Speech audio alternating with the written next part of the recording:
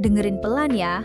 Kalau lo masukin jahe, madu, jeruk nipis dalam satu gelas, dan lo tuangin air panas pelan-pelan, sebenarnya lo udah bikin obat batuk alami versi simple. Jahe yang buat anget, pelan-pelan naik aromanya, bantu bikin dada lo lebih lega. Jeruk nipis yang lo peras barusan, itu bantu encerkin dahak yang nyangkut. Dan madu yang kental itu, yang netes pelan, dia yang bikin tenggorokan lo nggak seret lagi. Aduk pelan, kling, kling. Uapnya naik, hangatnya dapet, minum selagi anget. Rasain turun ke tenggorokan. Pelan, nenangin.